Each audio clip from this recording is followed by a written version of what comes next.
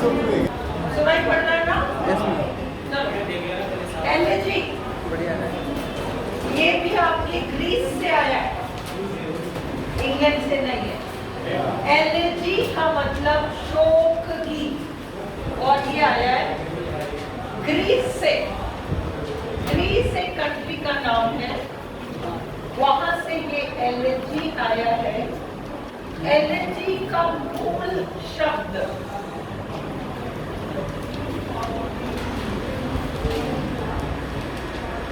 अब एक बात समझो, ये जो एलर्जी शब्द है अंग्रेजी का शब्द है। अंग्रेजी का शब्द है एलर्जी, और ये यूनानी भाषा के इस शब्द से आया है। समझ रहे हैं? ये शब्द है अंग्रेजी में एलर्जी, और ये कौन से शब्द से आया है? एलिगोस, ग्रीक यूनानी शब्द है। क्वेश्चन आता है, व्हाट इज द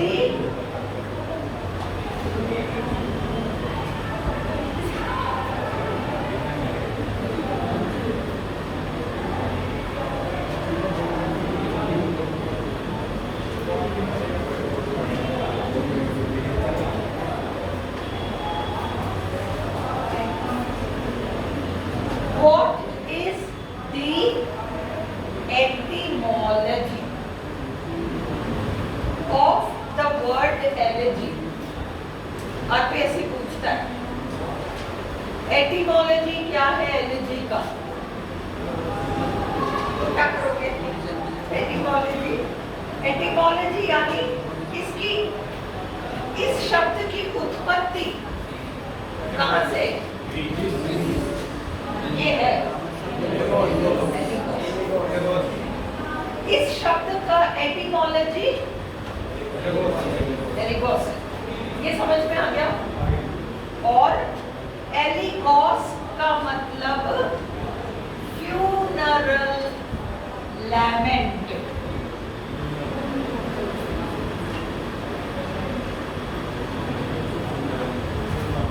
एलिगोस जो कि एलर्जी शब्द का ओरिजिन है, सोर्स है, जहां से कि एलर्जी शब्द आया है अंग्रेजी भाषा में।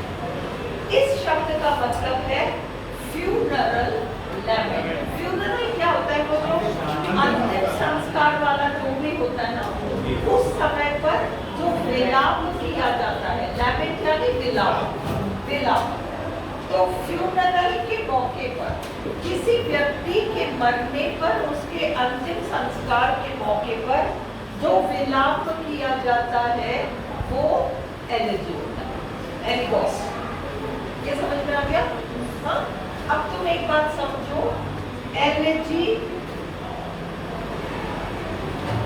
एपिटैफ और dirge,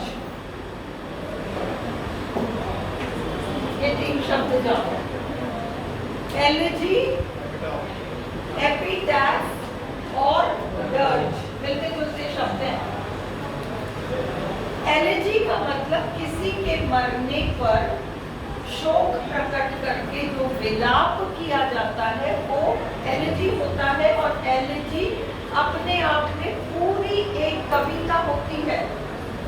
An elegy is a complete poem in itself. Copy में लिखो, elegy, the elegy to birth in Greece। लिखो the elegy, क्योंकि मुझे अभी बहुत कुछ लिखाना है। the elegy, E-L-E-G-Y, the elegy, E-L-E-G-Y, took birth, T-O-O-K, took birth, B-I-R-T-H, in Greece, G-R-E-E-C-E।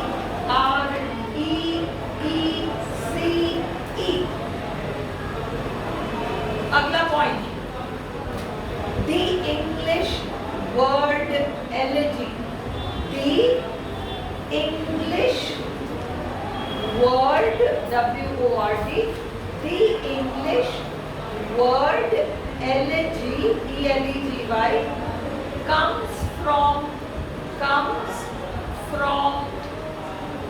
the Greek Greek word, the Greek Greek Greek word elegos, Elegos, Elegos comes from the Greek word elegos. तीसरा point, elegos means elegos, Elegos means MEANS, means elegos means funeral lament, FUNERAL, funeral, FUNERAL, lament, LAMENT. Funeral का दो meaning Hindi में लिख लो, है ना, वो दाह संस्कार, अंतिम संस्कार, और लैमेंट का मतलब विलाप, है ना, शोक विलाप, ये हमारा लैमेंट होता है।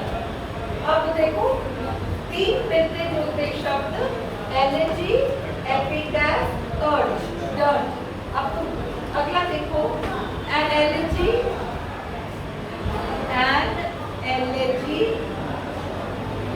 is a complete, COMPLETE, an elegy is a complete song of mourning, song of mourning, MOURNING, mourning का मतलब भी विलाप, शोक विलाप। तो एलेजी अपने आप में पूरी कविता या पूरा गीत होता है, गीत या कविता जो अपने आप में पूर्ण है, पूरा है, ये तो एलेजी है। फिर ये क्या है, एपिटैफ। एपिटैफ किसी के कब्र पर, किसी मरे हुए व्यक्ति के कब्र पर जो वो शिला होती है, पत्थर होता है, जिस पर उसकी तारीफ में कुछ बातें लिखी जाती हैं, ये ऐसा था, ये वैसा था, जो भी उसके बारे में तारीफ में कही जाने वाली बातें होती हैं, वो आपका एपिटैफ होता है, वो आपका एपिटैफ होता है। वो एलेजी नहीं है, वो एक गीत या पूरा पोएम नहीं है, वो कुछ पंक्तियां हैं, चंद पंक्तियां जो किसी के मरने पर उसके कब्र पर शिला पर लिखा जाता है। That is वो शिलालेख, that is an epitaph. Okay, अब इसका बोलो EPITAPH, epitaph,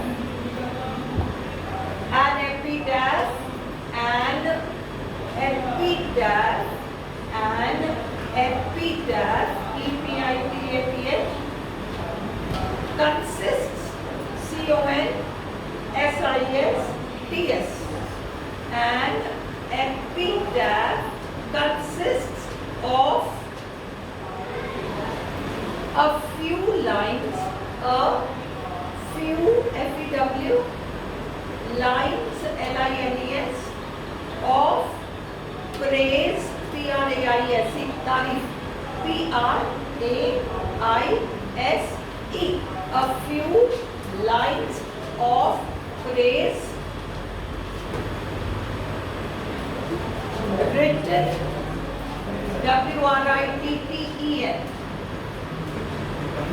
WRITTEN, written on ON the tombstone, TOMB, tomb, stone, STONE। tombstone क्या होता है, कब्र पर जो पत्थर होता है, वो है आपका tombstone। tomb तो वो कब्र है और उस पर जो पत्थर होता है वो आपका tombstone है। उस tombstone पर तारीफ के कुछ शब्द उस मृत व्यक्ति के लिए जो लिखा जाता है उसे हम एपिटैफ कहते हैं। उसमें उस व्यक्ति के लाइफ की बहुत मेजर चीजों को ऐड किया जाता है। ये भी क्लियर हो गया। अब तुम देखो डर्ज, DIRGE, ये भी मिलता जुलता है। डर्ज भी सॉन्ग ऑफ मॉर्निंग है, DIRGE, डर्ज भी सॉन्ग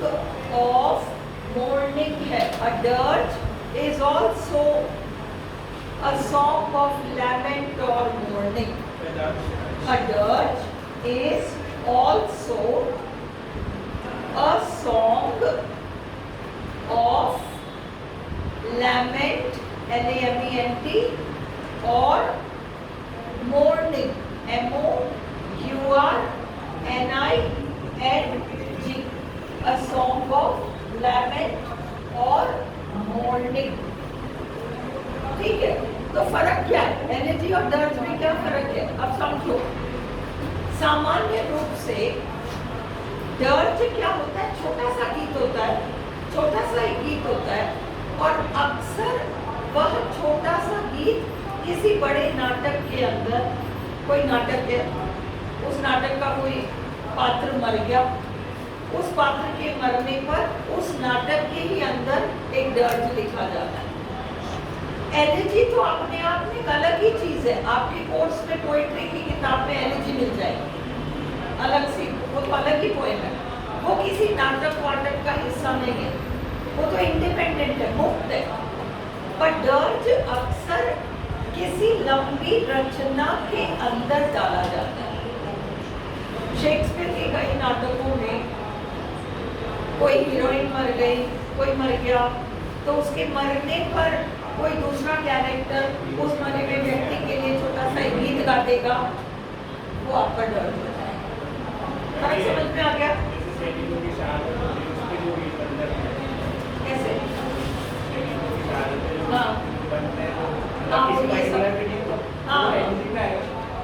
एलिजी तो पूरी इंडिपेंडेंट है सौरभ। पर सपोज तुम्हें है ना,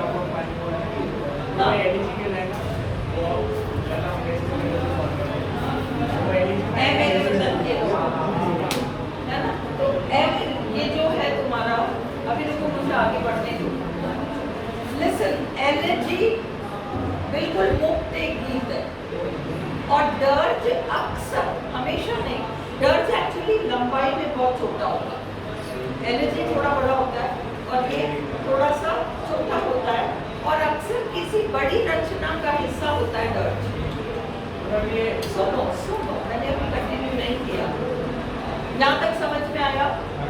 अब तुम इस बात पर, अब तुम्हें समझ में आ गया कि एलिजी, एपिटैफ, दर्ज। तुम दर्ज का लिखो, और दर्ज is also a song of mourning or lament, smaller in size, smaller in length, smaller in length, smaller, S-M-A-L-L-E-R, in length, L-E-N-G-T-H, comma, and often, O-F-T-E-N, and often, it is a part of, it is a part of a larger work, किसी बड़ी रचना का हिस्सा होता है, किसी बड़ी रचना का हिस्सा होता है। लार्जर वर्क, W-O-R-K, वर्क यानी रचना। यहाँ तक क्लियर है? यहाँ तक क्लियर है? अब ये elegy, personal elegy, impersonal elegy.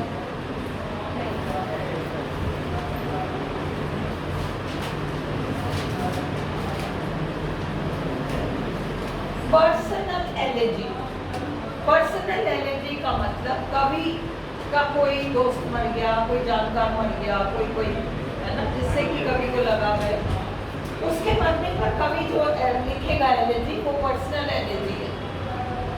Understood? पर जब लता मंगेशकर ने आए मेरे वतन के लोगों गाया, तो उन्होंने किसी एक के लिए नहीं गाया, है ना, वो आपका इम्पर्सनल एलिजी। ये सामान्य होता है, ये पर्टिकुलर होता है। फर्क समझ में आ गया?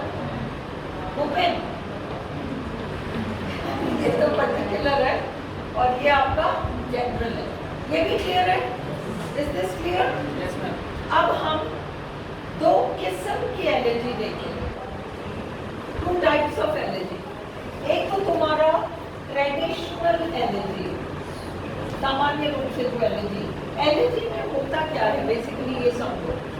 एलर्जी में, किसी भी एलर्जी में ऐसा शो करते हैं कि जो व्यक्ति मर गया वो एक खाली जगह छोड़ गया और वो खाली जगह कोई भी नहीं भर पाएगा, इस व्यक्ति की जगह कोई भी नहीं दे पाएगा, ये आपका एलर्जी होता है। उसमें पहले तो उसकी तारीफें करेंगे, बहुत तारीफें करेंगे, और फिर एंड में उसको ये शो कर देंगे कि ये इतनी बड़ी एक वॉइड छोड़ गया, खालीपन छोड़ गया, इसको कौन भरेगा, ये आपका एलर्जी है।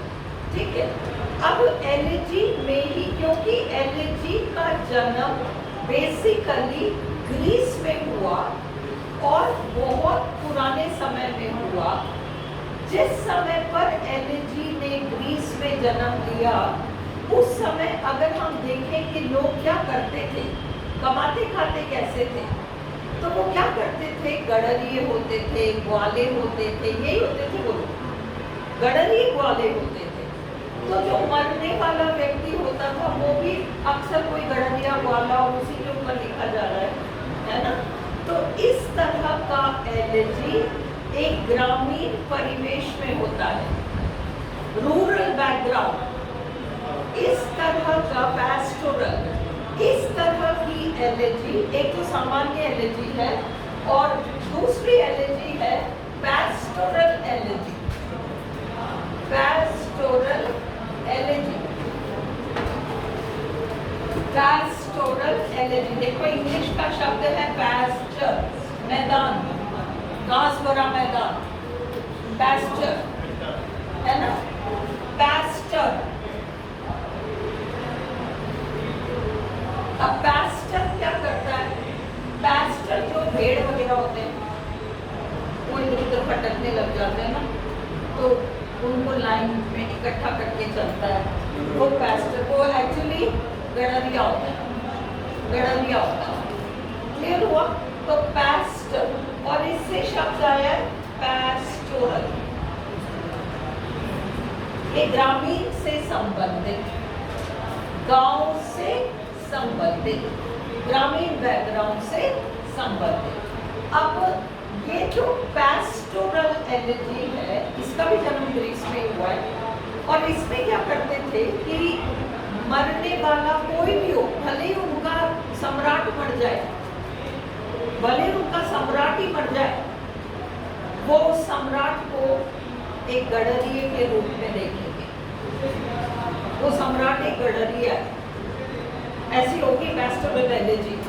वो सम्राट का नाम होगा तो उसको गडरिया बताएंगे, और उसके मरने पर जो दुनिया भर के और सम्राट वगैरह आएंगे ना रोने वो फॉर्मेलिटी के लिए, वो सब भी गडरिये हैं, वो सब भी, मरने वाला भी गडरिया है, रोने वाले भी सब गडरिये हैं। अंडरस्टूड? ये पैस्टोरल एलर्जी है।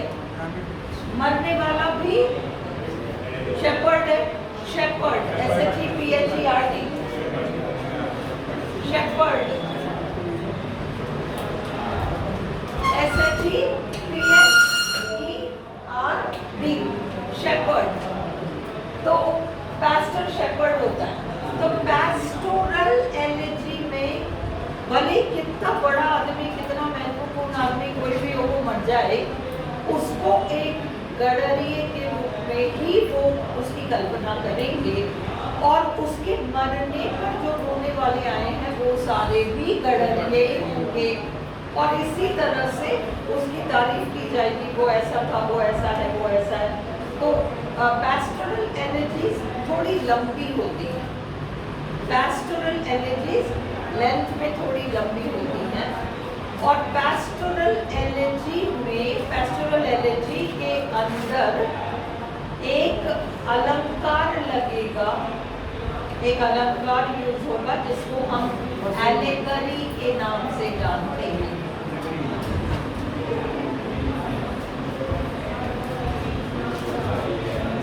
देखो, मैं बात इसकी कर रही हूँ, पर एक्चुअली बात इसकी करना चाह रही हूँ, ये एलेगरी है, नाम इसका लिया है, बात इसकी करना चाह रही हूँ, ये एलेगरी है मोटा मोटा। तो एक्चुअली राजा की बात कर रहा है और नाम गडरी का ले रहा है, इसलिए एलेगरी इस तरीके की बात। Have you understood? Pastoral elegy में ये एक अलंकार होता है। Pastoral elegy में भी, pastoral elegy में बहुत सारे स्टैंजास प्रकृति के डिस्क्रिप्शन में जाएंगी। बातें बंद करो। कल मैं रिकॉर्डिंग सुन रही थी, कितनी तुम लोग की बातें आती है, पता नहीं कैसे तुम्हें समझ में आता है। कल नहीं, मैं कल कोई पुराना बातें कम किया करो, क्योंकि ये सुबह भी 12 बजे कोई नहीं बोलता। और कितनी जोर से बोलता, ये सही है। अरे गर्मी लगेगी रवि, बहुत गर्मी लगेगी। चलो लिसन, पैस्टोरल एनर्जी में गांव की सुंदरता का वर्णन बहुत ज्यादा होगा। पैस्टोरल एनर्जी में गांव की सुंदरता का वर्णन, पूरा प्राकृतिक चित्रण होगा उसमें, प्लस मरे हुए व्यक्ति की खूब तारीफें होंगी। और फिर अंत में कहा जाएगा कि ये जो व्यक्ति मर गया, अब ये पूरी प्रकृति का हिस्सा बन गया। अब तुम इसको शरीर के रूप में नहीं देखोगे, पर तुम हवा को देखो, पानी को देखो, इन सब में तुम्हें ये फलाना व्यक्ति मिल जाएगा। ये पैस्टोरल एनर्जी की खासियत है कि एक तो पैस्टोरल एनर्जी में क्या क्या होता है, रूरल बैकग्राउंड, उसका डिस्क्रिप्शन, और रूरल बैकग्राउंड के डिस्क्रिप्शन के साथ साथ उस मरे हुए व्यक्ति की तारीफ वो भी होगी। और तीसरा, the person is now a part of nature, ये बताया जाएगा। ठीक है। अब इंग्लिश में अगर हम देखें कि फेमस एनर्जीज कौन सी हैं, बहुत सारी एनर्जीज हैं। तुम लोगों ने बीए फाइनल सबने कर रखा है, लिटरेचर सबने कर रखा है। तुम लोगों ने in memory of WH Auden BA final में पढ़ा है। और एक तुमने पोएम पढ़ी थी, break break break, by Alfred Tennyson. Break break break, break break break शुद्ध एलर्जी नहीं थी, वो एलर्जी वही माँ और मौसी वाला डिफरेंस है। माँ और मौसी, मौसी माँ नहीं होती पर माँ सी होती है, माँ जैसी होती है। तो एलर्जी और एलर्जी शुद्ध एलर्जी नहीं होता, पर एलर्जी जैसा होता है। तो आपका ब्रेक ब्रेक ब्रेक तो एलर्जी था, छोटा सा 16 लाइन का 20 लाइन का छोटा सा ही हुआ करता है ना। और बहुत ज्यादा गुजर है। और इसके अलावा एलर्जी रिटन, हाँ वो तुम्हारा मोस्ट फेमस है। रुको, एलर्जी समझ में आ गया, ये आपने बीए फाइनल में 2 पॉइंट्स पढ़ी हैं, एक मेमोरी ऑफ WH और एक break break break break break break आपका एलर्जी है ना। देखो वो कोई टेक्स्ट पूछ सकते हैं जो बीए लेवल पे चलती थी, इस चीज के लिए तो हमें तैयार रहना है, क्योंकि बीए तो सभी करके आए, ये कह ही नहीं सकते सिलेबस के बाहर है, पढ़ के आए हो ये सब। तो ये है बीए पार्ट 2 में वर्ल्ड की मोस्ट फेमस एलर्जीज में से एक है elegy written in a country churchyard. बहुत फेमस एलर्जी है, elegy written in a country churchyard. किसने लिखा था? थॉमस ग्रे नाम के कवि ने लिखा था। ये लिख लो, क्योंकि हमारे कोर्स में रहा है तो ये चीजें पूछ सकते हैं। तुम लिखो elegy written WRITTEN, elegy written in elegy written WRITTEN in a country COUNTRY country churchyard CHURCHYARD A-R-T. Elegy written in a country churchyard by Thomas Gray. By Thomas, Thomas, Thomas, Thomas Gray, Gray, is one of the best known, is one of the best known elegies in English. One of the best known elegies, elegies, in English.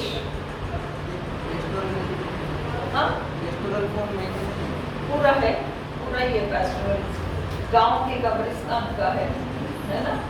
और वो जो elegy है, elegy written in a country churchyard, उसके कवि जो थे Thomas Gray, वो pre romantic age को बिलोंग करते थे। ये भी लिखो, जो तुम्हारे कोर्स में रहा उसके बारे में तो आपको पता होना चाहिए। Elegy written in a country churchyard के poet Thomas Gray pre romantic age या एज ऑफ ट्रांजिशन, TRANSITION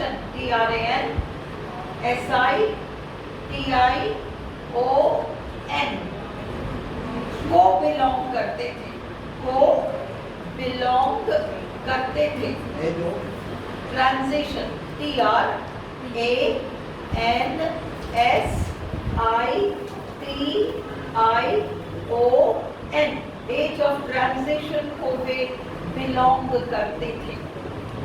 इस एलेजी की सबसे बड़ी खासियत क्या है? इस एलेजी की दो खास बातें हैं।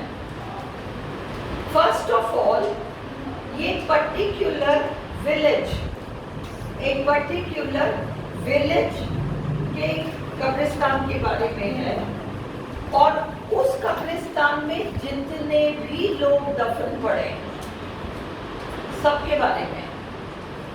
तो ये तुम्हारा एक तरीके से इम्पर्सनल एलेजी हो गया, क्योंकि वो सभी किसी एक व्यक्ति के ऊपर नहीं है। सामान्यतः हम एलेजी कहते हैं तो वो एक व्यक्ति के ऊपर ही लिखा जाता है, पर थॉमस ग्रे ने तो पूरे गांव के जितने भी लोग मरे पड़े हैं सबके ऊपर एलेजी लिखी। एक तो ये खासियत है। दूसरी खासियत ये है कि इस एलेजी के अंदर थॉमस ग्रे ने अपने खुद का एपिटैफ लिख दिया कि मैं मर जाऊंगा, मेरा कब्र होगा, मेरा ये एपिटैफ होगा, और मेरे एपिटैफ में ये लाइंस लिखी रहेंगी। ये सारा उन्होंने अपनी एलेजी में खुद ही के लिए लिख दिया। अंडरस्टूड? ये इस एलेजी की खासियत है। फिर बीए फाइनल की जो 2 पॉइंट्स हैं, एक है आपका ब्रेक ब्रेक ब्रेक, उसके भी बारे में ये 2 पॉइंट्स तो लिखो।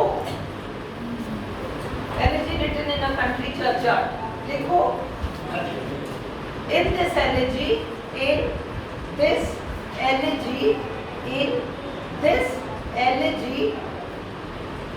Thomas Gray does not mourn, M-O-U-R-N, does not mourn the death of any single person,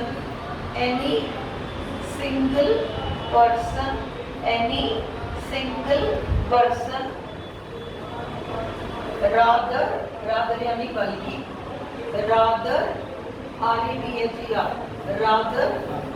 he mourns, M-O-U-R-N-S, the death of all the villagers,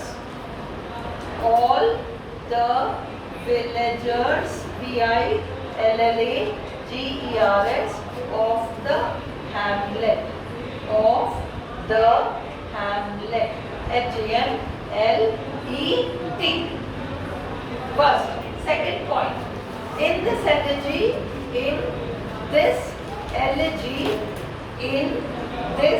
elegy, Thomas has written, Thomas Gray has written, W-R-I-T-T-E-N, Thomas Gray has written his own, O-W-N, own epitaph, E-P-I-T-A-P-H,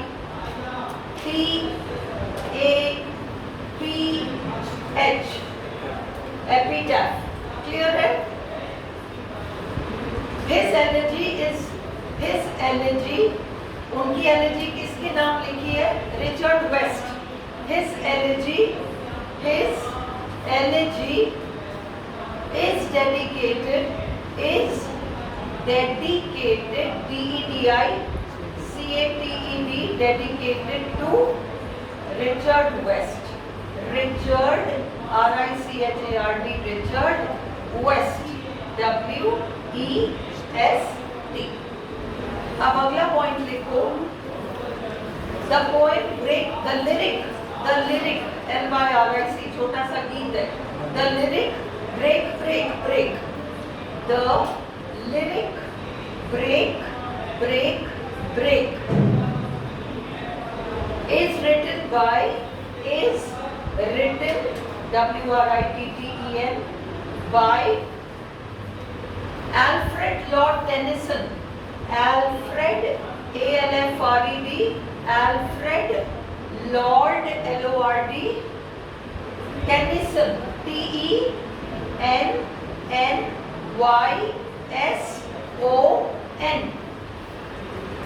Okay. Full stop. It is a lyric of mourning, M-O-U-R-N-I-N-G.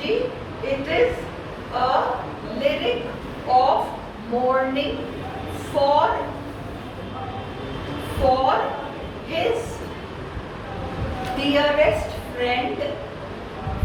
his dearest friend, Arthur Henry Hallam, A-R-T-H-U-R, Arthur, A-R-T-H-U-R, Arthur Henry, H-E-N-R-Y, Hallam, H-A-L-L-A-M.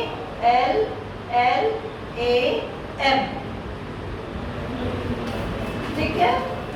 अगले line में देखो, the elegy in memory, M-E-M-O-R-Y, in memory of W.B. Yeats, Y-E-A-T-S. In memory of W.B. Yeats is written, W-R-I-T-T-E-N, by W.H. Auden, capital A-U-D-E-N,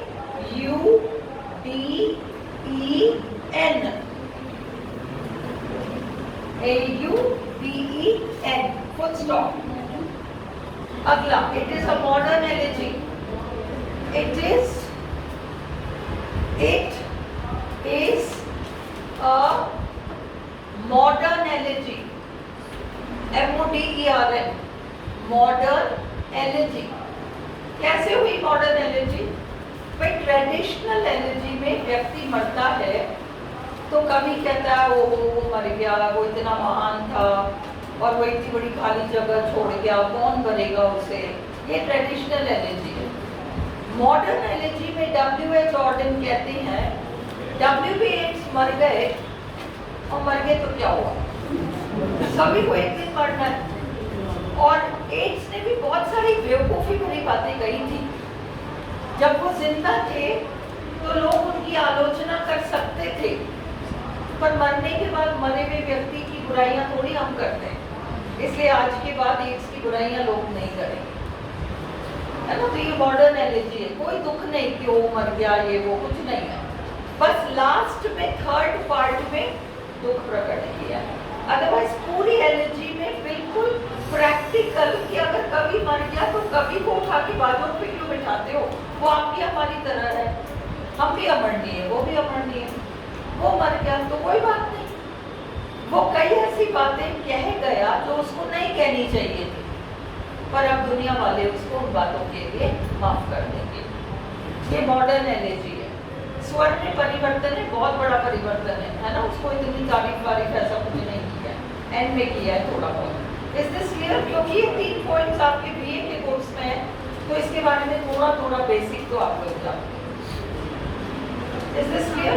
तो energy, pastoral energy, pastoral energy के बारे में लिखो। A pastoral energy, a pastoral energy, a pastoral elegy, a pastoral elegy is an elegy, is an elegy with a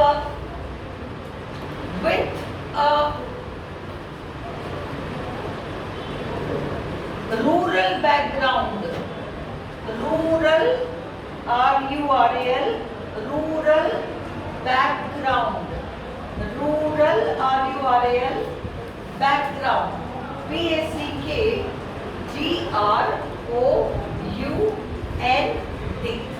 with a rural background. Okay. The pastoral elegy took birth in Greece. Pastoral elegy का जन्म भी Greece में ही हुआ।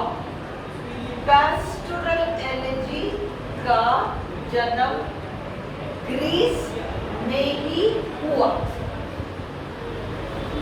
ठीक है। और उसके सबसे प्रमुख लेखक ये 2 थे, मोशूस, M-O-S-C-H-U-S, बियन, B-I-O-N। ओके, ये 2 आपके सबसे महान राइटर्स हैं पैस्टोरल एलेजी के। पैस्टोरल एलेजी के ये सबसे महान लेखक माने जाते हैं। Is this clear? क्या लिखा है? हाँ तो लिखो M-O-S-C-H-U-S